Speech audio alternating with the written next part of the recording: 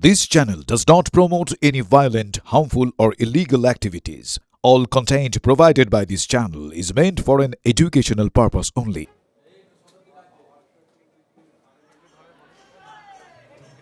এই মুহূর্তে যে ছবি আপনাদের দেখাচ্ছি, শতাব্দী রায় তিনি গিয়ে পৌঁছেছেন, ঋতব্রত বন্দ্যোপাধ্যায় গিয়ে পৌঁছেছেন। আশিস বন্দ্যোপাধ্যায়ের শেষ যাত্রায় এই মুহূর্তে আপনারা দেখছেন দুটো আলাদা আলাদা ভিজুয়াল। একদিকে ঋতব্রত বন্দ্যোপাধ্যায় তিনি যখন পৌঁছেছিলেন সেই সময়কার ছবি, অন্যদিকে শতাব্দী রায় তিনি শোকে মুহ্যমান। কিছুক্ষণ আগেই শুভেন্দু অধিকারী তিনি তার মৃত্যুর তদন্তের দাবি করেছেন। আশিস বন্দ্যোপাধ্যায়ের রহস্য মৃত্যু, বাড়ি থেকে ভিলছড়া দূরত্বে পার্টি অফিসে তার ঝুলন্ত দেহ উদ্ধার হয়। এর পাশে সুইসাইড নোট পাওয়া যায়।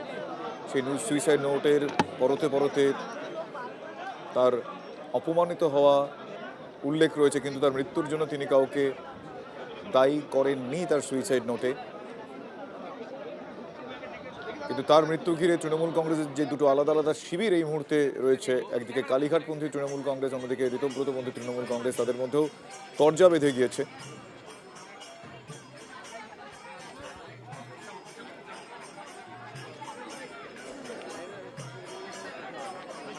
এই মুহূর্তে সেই ছবি আপনাদের সরাসরি দেখাচ্ছি।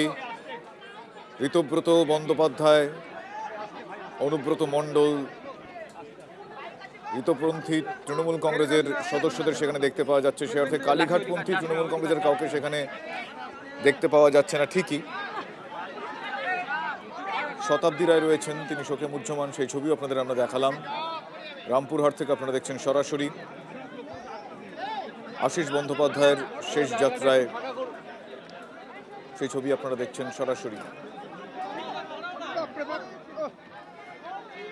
আরও একবার সরাসরি সেই ছবি আপনাদের দেখাচ্ছি রামপুরহাট থেকে। তারা বাসভবনে তারা নশ্বর দেহ এসে পৌঁছেছে। আশিস বন্দ্যোপাধ্যায়ের নশ্বর দেহ এসে পৌঁছেছে তার বাসভবনে। এই সময় তার যত অনুগামী রয়েছেন, কাছের মানুষ রয়েছেন, পরিবারের সদস্যরা রয়েছেন, তারা কান্নায় ভেঙে পড়েছেন। এই মুহূর্তে আপনারা দেখতে পাচ্ছেন শতাব্দী রায়, তিনি কান্নায় ভেঙে পড়েছেন। শতাব্দী রায় তিনি কান্নায় ভেঙে পড়েছেন এই মুহূর্তে। আপনারা দেখতে পাচ্ছেন সেই ছবি। প্রাক্তন মন্ত্রীর ঝুলন্ত দেহ উদ্ধার হয় আজ সকালে। কী কারণে আশিস বন্দ্যোপাধ্যায়ের মৃত্যু, সেই ঘিরে যখন রহস্য দানা বাঁধছে, যখন তদন্তের নির্দেশ দিয়েছেন মুখ্যমন্ত্রী শুভেন্দু অধিকারী, এই অবস্থায় রামপুরহাটে তার বাসভবনে, আশিস বন্দ্যোপাধ্যায়ের বাসভবনে তার মরদেহ এসে পৌঁছেছে এবং সেখানে শোকের আবহ। এই মুহূর্তে সরাসরি চলে যাব, কৌশিক আমাদের সঙ্গে রয়েছেন এই মুহূর্তে। কৌশিক, আমরা দেখতে পাচ্ছি শতাব্দী রায় কার্যত হাউ হাউ করে কাঁদছেন।